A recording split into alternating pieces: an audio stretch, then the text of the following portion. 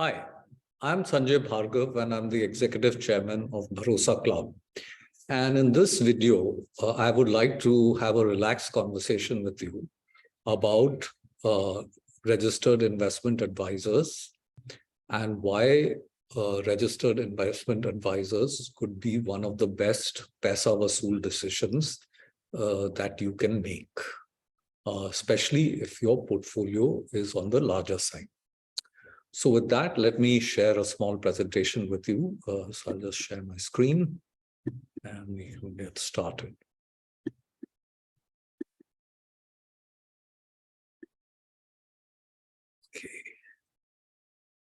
Okay. So this is the question that we are going to be asking. Is a RIA Paisa Vasool? And the reason I'm doing this session, this video, is for some of you who are over 50 years old and have portfolios in excess of 2.5 crores, that is liquid assets. So don't count your house in it.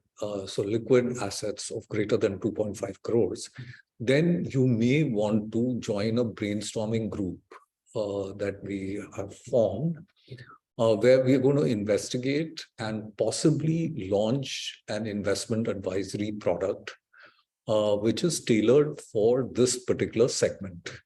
That product will cost 62,500 rupees for 6 months, which is approximately 0.5%. If your portfolio is exactly 2.5 crores, but in terms of percentage, much less if you have a 10 crore portfolio or a 20 crore portfolio. So that is what we are going to be discussing. Now, the other thing is that what we want to kind of cover here is that why have we chosen this particular segment and why is the fee 62,500? So we've chosen the segment because if I'm going to be the advisor, I am on the older side and I have a pretty large portfolio. So it's pretty important when you choose an advisor that you match the advisor's thinking and your thinking and whatever stage of life you are in. So that was the reason for choosing the over 50. And we didn't want the fee to be more than 0.5% of your portfolio size, which was the reason for choosing 2.5 crores. Right? So with that said, I'm going to move on. So the first thing is that at 2.5 crores, the paisa that you're going to be paying is 62,500. Now we estimate that you will get at least a 1% gain on your portfolio. Right? So in 6 months, you will get a gain of 1,25,000. So the difference is 62,500. So you should get a Vasool. And the brainstorming part of it before we actually launch will help you determine if that is true or not. But why I've called this slide the tip of the iceberg is that this quantitative Vasool is just the tip of the iceberg. Most of the Vasool is this word called sukoon or peace of mind, right? So you, if you feel that you are very confident, you're going to enjoy life, you are free to explore what you want to do, your family knows everything that is there in your portfolio, one day when you pass away, they're pretty settled, they know what they have to do, then you will have sukoon or peace of mind. So if your portfolio is under 5 lakhs, then you definitely do not need a RIA. And there is plenty of gyan which is available. Even a thing like Bharosa Club is entirely free and free for life if your portfolio is under 5 lakhs. And you probably just need a simple index equity fund. You need some emergency money. You need term insurance. It's quite simple. And there are plenty of apps available for execution. So clearly, RIA is not Paisa Vasool if your portfolio size is under 5 lakhs, because an RIA has to charge money. So the RIA's time is valuable. They are like a professional, like a lawyer, a doctor, or whatever. And So every hour is valuable, and they have a lot of compliances to meet. So it's very expensive to become an RIA. So clearly, if your portfolio is very small, the answer is no. Right? If you have over 5 lakhs, but under 1 crore, now that's a huge range, but over 5 lakhs, under crore, you should, maybe you need an advisor, say if you have 20 lakhs, or 10 lakhs, or even 5 lakhs, because you would, but then you need to find an advisor who will not charge you more than 0.5% in terms of, say, a flat fee or a this thing. So at 5 lakhs, that fee has to be 2,500, right? So now, as such, you should try and avoid using people who have ARNs, who are distributors, or who take a commission from the AMCs, if you can do things yourself. So because when they charge a commission, it's like if you employ a maid and you pay the maid works for you. But if someone else pays the maid has different interests, right? And they may work for that person or for their own satisfaction. So that is the problem with using a distributor or an ARN holder, which most of the people who use mutual funds do. So there are some very good ARN people, but the key question is, why are they not RIAs? And the answer to that is simple, because to be an RIA, it costs a lot. And there are very few people in India, and it's true somewhat around the world, who are ready to pay an explicit fee to the advisor. So if the fees are hidden, then they're happy to pay it because they don't know that they're paying a fee. So they're flying blind, right? So that is the problem. So unless that problem changes, then there will not be enough RIAs, and people will continue using distributors. And the distributors, the possibility that there will be mis-selling will be quite high. Okay. So finding an RIA is difficult, but the Vasool could easily again be 1% plus. Now, over 1 crore, a good RIA will definitely be Paisa Vasool, right? And we would have kept the fee lower if we had built the technology to be able to handle all the compliances and stuff like that. But at the initial stage, we can only handle a very limited number of people. And therefore, the fee has to be high because a lot of the work will be manual. Okay, now the first kind of Vasool comes from the commissions that are saved. So many people do not know that they pay 1% plus, okay, above, say, the direct mutual fund fees for using regular mutual funds. Apart from that, they may be in the wrong funds. Okay. So now, of course, you can go direct and save that 1%, right? But there are many more benefits of using a good advisor, and you may want full service. So if you're wealthy and your time is valuable, then you may want to get full service. So for instance, I may know the recipe of a very good biryani, but I don't feel that I should make the biryani myself. I would rather go to, say, a nice fancy restaurant that serves very good biryani and have the biryani there. Right. So for quite a few people, it makes sense not to spend time trying to figure this out themselves, but to use a service. So besides this, now I'm going to get into what I call the rest of the iceberg, right? Not just the sort of quantitative part. So one of the things is that a good RIA will probably talk to you about how you can increase your savings by either increasing your income or reducing your expenses without compromising this term called YOLO, that you only live once. So how can you, not cut down on your enjoyment, but still save more? And then you could ask yourself the question, should you be investing in yourself? Can you do that for very low cost by doing online courses which are free or for a fee? And the return on that investment could be massive. You could be investing in yourself in building your own skills or in your own venture. Asset allocation is another big area. Most people try to focus on picking stocks or mutual funds, but getting your asset allocation right and then rebalancing and doing tax loss harvesting are quite important. So what is, how do you get your asset allocation right? So, there is this concept of holding power. How long can you hold the assets? So the longer that you can hold, you can get into riskier assets and so on, so forth. So a good RIA will look at your asset allocation and see whether that matches your risk profile or it doesn't. The other big thing is simplification. So we've seen portfolios which are quite small, but have over 50 mutual funds. Right? Our mutual fund is already diversified. So you are clearly over-diversified. And then how can you track so many mutual funds? Right?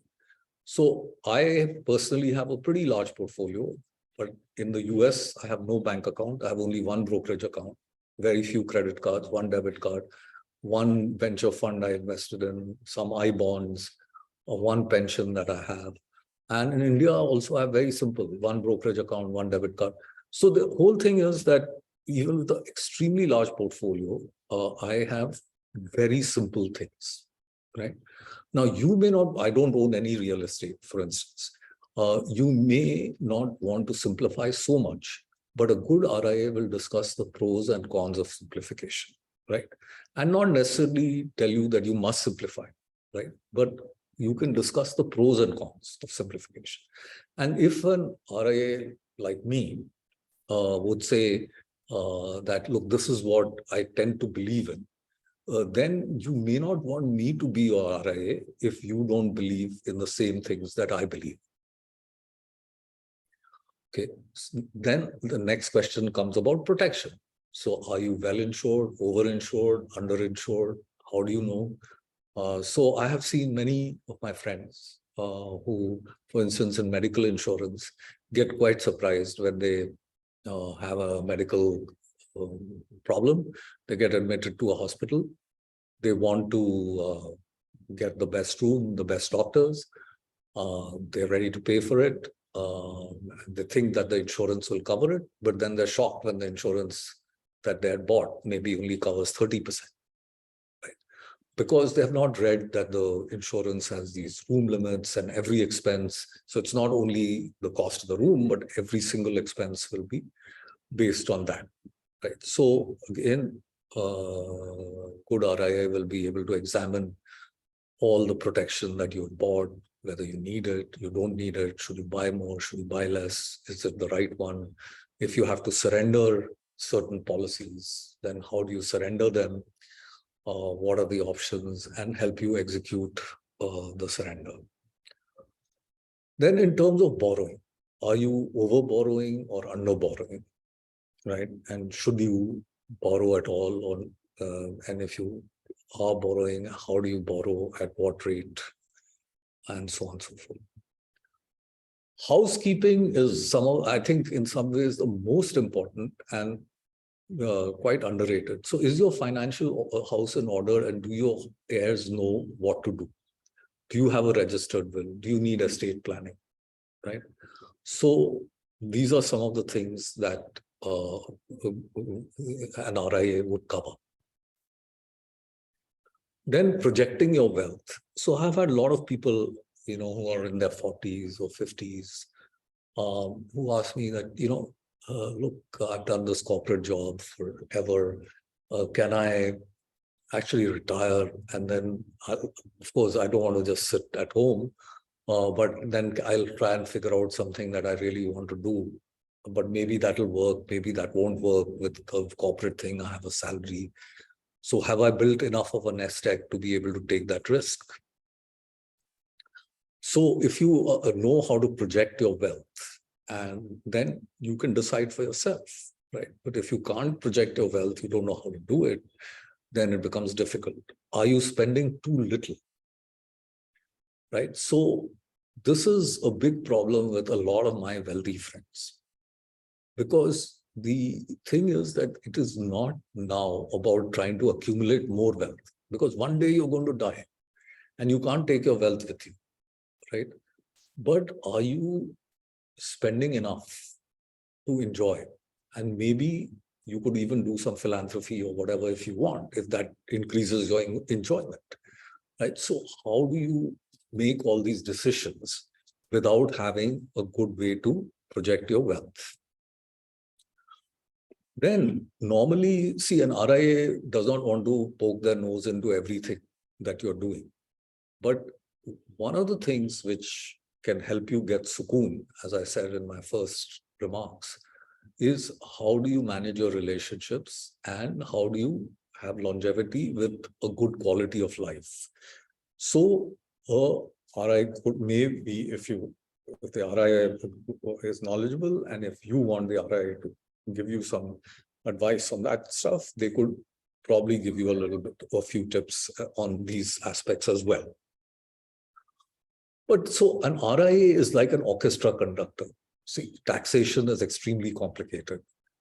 Doing wills, estate planning, like relationships, longevity, etc., all very specialized areas. Real estate is another thing, like in terms of disposing of houses, renting houses, buying houses, etc.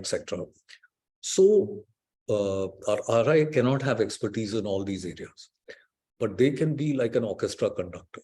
So your RIA will not be an expert, but she can curate experts for you. Or if you're using certain people, he can tell you whether you are way off the norm, are you getting good service or not.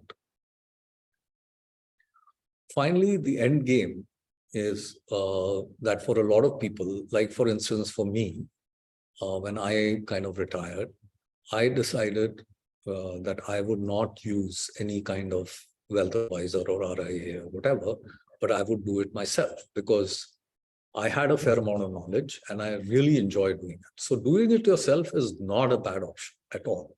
Or you can outsource it. And if you outsource it, it's a question of who do you outsource this to? To use a distributor, to use an RIA, to use a wealth manager. Now, most of us who have a fair amount of wealth can use wealth managers, and wealth managers are really after you to use them. And the wealth managers for some people can be Paisa Vasool. So let's say your wealth manager charges you 1% instead of 0.5% that an RIA charges, but gets you access to deals, networks. They just may be worth it, right? So if they connect you with, say, another person, and then you do a joint venture or business with them, and well, it could be well worth it. You may feel good psychologically buying luxury and showing you can afford it, right? So they may call you titanium or platinum or whatever it is. And you feel part of a club. You feel good psychologically, right? That, yeah, you've arrived, and, paying that extra is well worth it. It's like having a meal at an Udupi or a 5-star restaurant or flying economy or business class. So at Bharosa Club, what we may be able to at some point say that membership has its privileges, because as the club grows, again, Bharosa may be able to offer you deals and discounts, and you may be part of an elite set at Bharosa there. Though Bharosa Club is a long way away from that. But the whole idea is to cut out the waste which is there in, say, a lot of these institutions where they have big offices, they pay people extraordinary salaries, the incentives are all wrong. So now SEBI also is trying to say that every PMS, every alternative investment fund, may soon have to have a direct option. So that if you are a customer who wants to use a service and you want to go direct, you'll get a benefit, right? And the person who takes you direct will not get any commission. So that's wonderful. So the whole trend is moving into that direction, which is going to make, in my opinion, registered investment advisors more and more valuable. And what Bharosa may want to try and do is, besides setting up its own RIA business, provide a platform to other people who may want to set up RIA businesses, but don't want to go through setting up all the technology and all the compliances and all that, and make it easier for them to become RIAs. And hopefully at some stage, almost every Indian with a portfolio above a certain amount, which could be quite small, where an RIA makes sense, will be able to actually use an RIA. And we will see a decline in the number of people who use distributors and wealth managers, because a lot of this selling on bad selling comes from there. The RIAs have a fiduciary responsibility to sell well to you, right? And you can actually take them to court if you can prove that they breached that fiduciary responsibility, which is why very few people want to become RIAs. So if you want to join the brainstorming beta group, and you have over 2.5 crores in wealth, over 50, and are willing to pay 60 if the final product is a good fit. So joining the brainstorming group is not a commitment that you're going to use the product, because the product is still to be designed. And just now, we don't even know whether the investment advisory division at Bharosa Club will be launched or it will not be launched, and what shape it will take. So it's just joining a brainstorming group. To join, send this email. The WhatsApp group will be limited to 20 people, out of which the first 10 who pay once and sign the agreements and the paperwork and all that kind of thing will actually start using the product, and I will be their advisor. So a lot of manual work will be required, which is why the fee is as high as it is. But it's a considerably low fee compared to, say, a wealth management firm and the quality of the advisor at a wealth management firm.